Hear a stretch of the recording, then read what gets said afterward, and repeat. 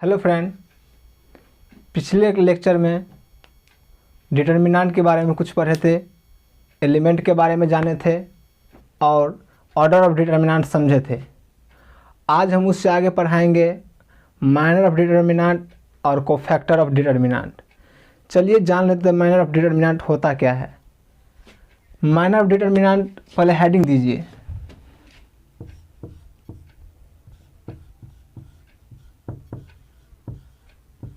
Minor of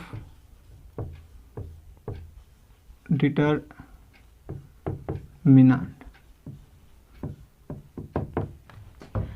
सबसे पहले जान लीजिए माइनर ऑफ डिटर्मिनेंट को MIJ से रिप्रेजेंट किया जाता है। तो वही बात को लिख देते हैं, यहाँ पे लिख देते हैं, it is represented by capital MIJ। आई क्या दिखाता है? रो और जे कॉलम। पिछले लेक्चर में बता दिए थे। मान लीजिए थर्ड ऑर्डर का कोई डिटर्मिनेंट है, मान लीजिए कोई थर्ड ऑर्डर का डिटर्मिनेंट है A11, A12, A13, A21, A22, A23, A31, A32, A33। Third order का डिटर्मिनेंट है ना, क्योंकि इसमें रो की संख्या 3 है और कॉलम की संख्या भी 3 है। अगर इसमें आपको बोला जाए कि इस एलिमेंट का माइनर निकालिए A11 का, तो आप सबसे पहले क्या कीजिएगा, वह एलिमेंट जिसको बोले आपको माइनर निकालने के लिए, उसको वो जिस रो में और जिस कॉलम में अलाइ करेगा ना, उस रो और कॉलम को छोड़ देना। अब बाकी जो एलिमेंट बचेगा उसको डिटर्मिनेंट के फॉर्म में लिख देना है। मान लीजिए इसको बोला है निकालने के लिए, तो उसको में और जिस कॉलम में है ना उसको छोड़ दीजिए। इस रो और इस कॉलम में है, इसको छोड़ दीजिए। बाकी ये 4 एलिमेंट बचा ना, उसको डिटर्मिनेंट के फॉर्म में लिख दीजिए। A22 बच गया, A23 बच गया, A32 बच गया, A33 होगा, A33 बच गया। यही M क्या है, किस एलिमेंट का बोला है? M11 का, A11 का। तो ये क्या हो जाएगा? M11 हो जाएगा। चलिए जगह थोड़ा कम है, उसको आगे कंटिन्यू करते हैं मिटा के। चलिए अब देखते हैं इस एलिमेंट का माइनर। इस एलिमेंट का माइनर देखते हैं। क्या बोल रहे हैं? जिस एलिमेंट का बोलेगा आपको माइनर निकालने के लिए, वह एलिमेंट जिस रो और कॉलम में होगा ना, उस रो और कॉलम को छोड़ के जो बाकी बचेगा उसे डिटर्मिनेंट के फॉर्म में लिख देना है। मान लीजिए इसको बोला निकालने के लिए, तो इसको ये किस रो में है? इस रो में है, फर्स्ट रो में। और कॉलम कौन है? सेकेंड कॉलम है। तो फर्स्ट रो और सेकेंड कॉलम को छोड़ दीजिए। अब बाकी जो बचता है ना एलिमेंट, उसे डिटर्मिनेंट के फॉर्म में लिख दीजिए। मान ले क्या है, M12 है, M12 बोल रहा है आपको निकालने के लिए। तो क्या कीजिए, इसको और इसको छोड़ दीजिए। तो क्या बचाता है? A21, A23, A31, A33, sorry यहाँ 3 होगा। अगर आपको बोला जाए 32 का निकालिए, तो वीडियो को पॉज करके खुद से ट्राई कीजिए। तो चलिए हम दिखाते हैं। कौन बोल रहा है? M32 बोल रहा है, मतलब इस एलिमेंट का बोल रहा है, इस एलिमेंट का। तो कौन रो में है? थर्ड रो में है और सेकेंड कॉलम में है। तो थर्ड रो और सेकेंड कॉलम को छोड़ दीजिएगा। अब बाकी जो एलिमेंट है ना उसे डिटर्मिनेंट के फॉर्म में लिख दीजिएगा। क्या बजाता है? इसको छोड़ दीजिए और उसको छोड़ दीजिए। क्या बजाता है? A11, A13, A31, A33 होगा ना। अगर ठीक उसी प्रकार आपको बोला जाए M23 निकालने के लिए, तो क्या हो जाएगा? इसको और इसको छोड़ दीजिएगा, बाकी को डिटर्मिनेंट के फॉर्म में लिख दीजिएगा। तो क्या हो जाएगा A11 A13 A31 हुआ ना, A33। सही है। आई होप समझ गए होंगे आप माइनर ऑफ डिटर्मिनेंट। अब चलिए आप जान लेते हैं कोफैक्टर ऑफ डिटर्मिनेंट क्या होता है। तो आइए समझते हैं कोफैक्टर ऑफ डिटर्मिनेंट। थोड़ा इसको बोर्ड को साफ कर लेते हैं, नोट कर लीजिए। सो माइनर ऑफ डिटर्मिनेंट में एक बात और जान लीजिए। मान लीजिए कोई डेल्टा है 1 4 2 6 9 5 0 2 1, ये कोई थर्ड ऑर्डर का डिटर्मिनेंट है। अगर आपको बोला जाए इसको, इसका माइनर निकालने के लिए, तो क्या कीजिएगा? किस रो में है? थर्ड रो में है, सेकंड कॉलम में है ना। इसको छोड़ दीजिएगा। 1 2 6 5 कितने ऑर्डर का डिटर्मिनेंट? ये भी एक डिटर्मिनेंट है, ये भी एक डिटर्मिनेंट है ना, लेकिन कितने ऑर्डर का है? 2/2 का है। लेकिन दिया गया था डिटर्मिनेंट कितने का? 3/3 का। लेकिन उसका माइनर कितने ऑर्डर का आया? 2/2 का। समझ गए ना? चलिए आप कोफैक्टर ऑफ डिटर्मिनेंट जानते हैं। चलिए हेडिंग दीजिए cofactor of determinant.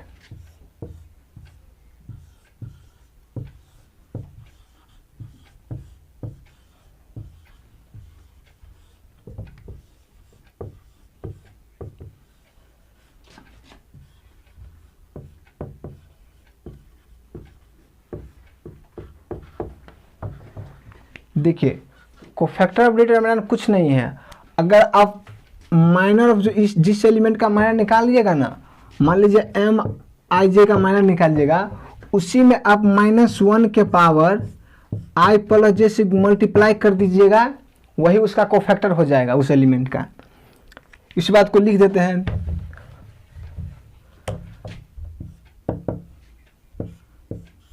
The minor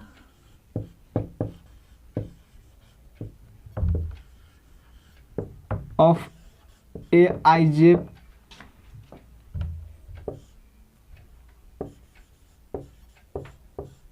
multiplied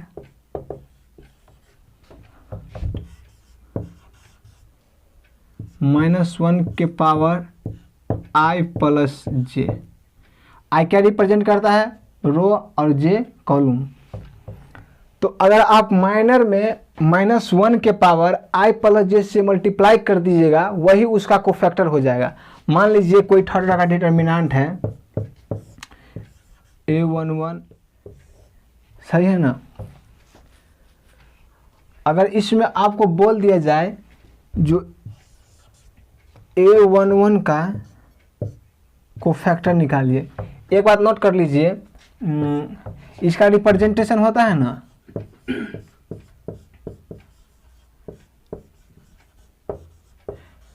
वो CIJ और AIJ से भी डिनोट किया जाता है। जनरली आपको ये देखने को मिलेगा, ये नहीं, या ये देखने को ये नहीं, मतलब जेई सब में AIJ का दिया रहता है क्वेश्चन। AIJ दिया रहेगा, CIJ कभी कभी मिलता है। इसका रिप्रेजेंटेशन हो गया। C और I से रिप्रेजेंट करते हैं, जिस प्रकार माइनर में M से रिप्रेजेंट किए थे ना, MIJ से, उसी प्रकार CIJ और AIJ से कोफैक्टर को डिनोट करते हैं। अगर आपको बोला जाए इसका कोफैक्टर को है क्या होगा, मतलब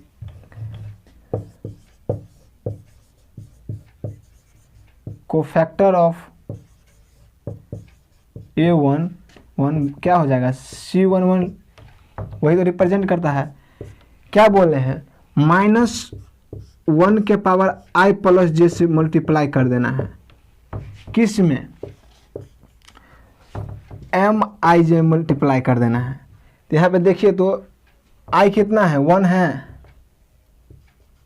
1 है। J कितना है? 1 है। इस एलिमेंट का माइनर क्या होगा? मतलब इस रो को और इस कॉलम को छोड़ दीजिए, बाकी जो एलिमेंट बचता है उसे डिटर्मिनेंट के फॉर्म में लिख दीजिए। तो क्या बचता है बाकी एलिमेंट? एक तो 22 बचता है, सॉरी A22, A23 बचता है, और एक तो 32 बचता है, A33 बचता है, यही उसका कोफैक्टर हो जाएगा। इस एलिमेंट का कोफैक्टर ये होगा, ये इसका कोफैक्टर होगा। समझ गए? इस एलिमेंट का कोफैक्टर निकालने के लिए तो सबसे पहले आप इस एलिमेंट का क्या निकालिएगा, माइनर, और उसमें -1 के पावर i प्लस j, यानी कि -1 के पावर 2 + 2 से मल्टीप्लाई कर देना है। मान लीजिए आपको बोला जाए C22 निकालने के लिए, तो क्या कीजिएगा, -1 के पावर 2 + 2 कीजिएगा i प्लस j, आप उसका माइनर निकालिएगा। इस एलिमेंट का माइनर क्या होगा, ये रो इस कॉलम में है और ये इस रो में है, इसलिए इस कॉलम और ये कॉलम को, रो को छोड़ देना है। क्या बचता है, A11, A13, A31, A33 होगा ना, यहाँ पे 3 होगा। कोफैक्टर समझ गए ना? आई होप समझ गए होंगे। चलिए थोड़ा इसको मिटा लेते हैं। अब ऑर्डर के बारे में, सॉरी, नंबर ऑफ एलिमेंट के बारे में जान लेते हैं। नोट कीजिए, तो ध्यान से देखिए।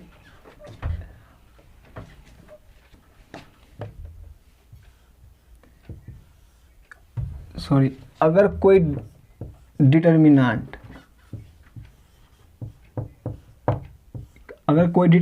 दिया हुआ है n क्रॉस n, मतलब n ऑर्डर का दिया हुआ है, तो इसमें एलिमेंटों की संख्या होगी n²। लिख देते हैं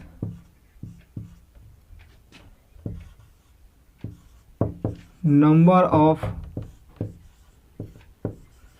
टोटल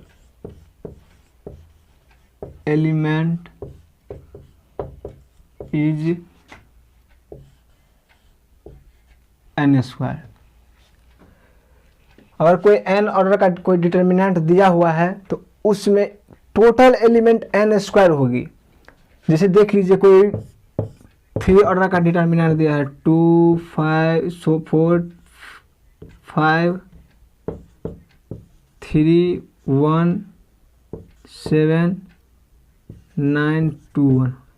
और कोई डिटर्मिनेंट दिया हुआ है 3 ऑर्डर का, तो क्या बोल रहे हैं, टोटल एलिमेंट की संख्या कितनी होगी, n²।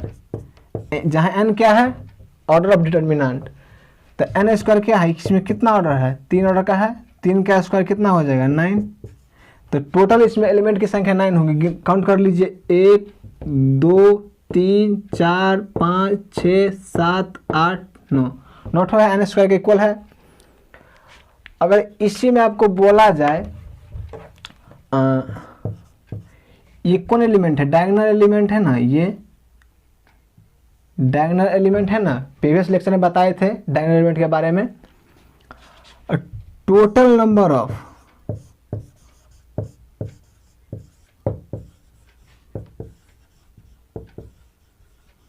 डायगोनल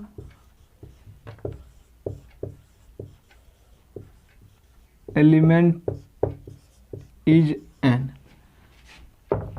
मतलब टोटल डायगोनल एलिमेंट की संख्या होगी n। जिस ऑर्डर का रहेगा डिटर्मिनेंट, उतना ही उसका एलिमेंट होगा। मान लीजिए अगर 3 ऑर्डर का डिटर्मिनेंट रहेगा तो उसकी डायगोनल एलिमेंट की संख्या 3 होगी। जैसे यहाँ पे देखिए, 3 ऑर्डर का डिटर्मिनेंट है, इसमें डायगोनल एलिमेंट कितना है, 1, 2, 3। समझ गए? चलिए और आगे समझते हैं।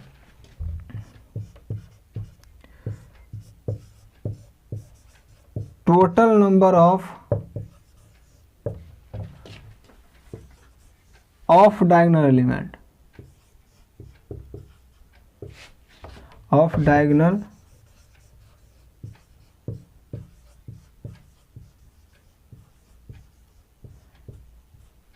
डायगोनल एलिमेंट हो जाएगा इक्वल टू, टोटल एलिमेंट कितना है, n², और डायगोनल एलिमेंट इसमें से माइनस कर दीजिए, जो बचेगा वही ऑफ डायगोनल। ऑफ डायगोनल करने का मतलब डायगोनल को छोड़ के जो बचता है ना, डायगोनल को छोड़ के जो बचता है वही ऑफ डायगोनल कहलाता है। मतलब जो डायगोनल नहीं है, एलिमेंट तो है लेकिन डायगोनल एलिमेंट नहीं है। वो इसका ऑफ डायगोनल कहलाता है। इसमें देखिए n स्क्वायर बोले, इसमें n कितना है 3, 3 का स्क्वायर कितना हो जाएगा 9, n क्या है डायगोनल एलिमेंट है 3, क्या हो जाएगा 9 3 माइनस 3 इक्वल टू 6 हो जाएगा, इक्वल टू 6 हो जाएगा। देखिए ऑफ डायगोनल क्या बोले हैं, जो डायगोनल को छोड़ के एलिमेंट तो है लेकिन डायगोनल एलिमेंट नहीं है, डायगोनल एलिमेंट को छोड़कर जो बाकी से जो एलिमेंट बचता है ना वो ऑफ डायगोनल कहलाता है। तो यहाँ पे ऑफ डायगोनल की संख्या कितना आ गया, इसमें 3 ऑर्डर का है तो 6 आ गया, तो काउंट कर लीजिए। ये डायगोनल नहीं है, 1 2 3, 1 2 3 है, 1 2 3 ऑफ डायगोनल एलिमेंट है, कितना है 1 2 3 1 2 3 6 हो गया। वही तो बोले n स्क्वायर माइनस n। इसमें और आगे देखिए डायगोनल एलिमेंट में भी 2 प्रकार का ऑफ डायगोनल होता है, एक अपर ऑफ डायगोनल, एक लोअर ऑफ डायगोनल। जो डायगोनल के ऊपर वाला होगा ना जो एलिमेंट, वो अपर डायगोनल, अपर ऑफ डायगोनल कहलाता है, और जो डायगोनल के नीचे वाला एलिमेंट रहता है ना वो लोअर ऑफ डायगोनल कहलाता है। मतलब ये एलिमेंट है ना ये सब वो ऑफ लोअर ऑफ डायगोनल है, ये अपर ऑफ डायगोनल है। तो मान चलिए लिख देते हैं number of lower off diagonal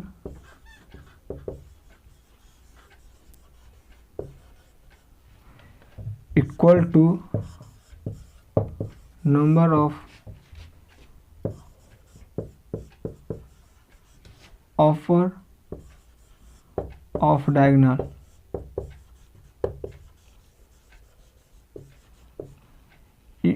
equal to हो जाता है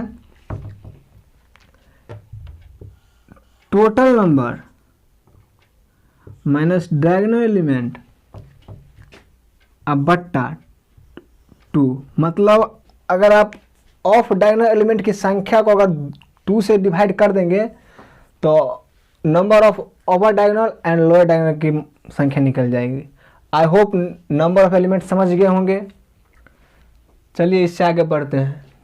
अब देखिए प्रीवियस लेक्चर में आपको बताए थे, मगर अगर कोई डिटर्मिनेंट दिया रहेगा 2 6 5 9, इसका हल क्या होगा, इसको इससे मल्टीप्लाई करेंगे और माइनस इसको इससे मल्टीप्लाई करेंगे, कितना हो जाएगा -12 हो जाएगा, सॉरी -12 हो जाएगा। ये तो बता दिए थे कल। अगर कोई 2 ऑर्डर का है तो आप हल कर लीजिएगा। अगर आपको कोई डिटर्मिनेंट दे दे 3 ऑर्डर का, मान लीजिए 2 5 9 3 5 6 2 1 5, इसको कैसे हल कीजिएगा चलिए इसको हम कल नेक्स्ट वीडियो में बताएंगे। 3 ऑर्डर का डिटर्मिनेंट को कैसे सॉल्व किया जाता है। जहाँ भी आपको मिलेगा जनरली 3rd ऑर्डर का ही डिटर्मिनेंट मिलता है हल करने के लिए, बोर्ड में भी और जेईई मेंस में एडवांस में भी आपको 3 ऑर्डर का ही जनरली मिलता है सॉल्व करने के लिए। चलिए आपको कल नेक्स्ट वीडियो में बताएंगे जो कैसे सॉल्व किया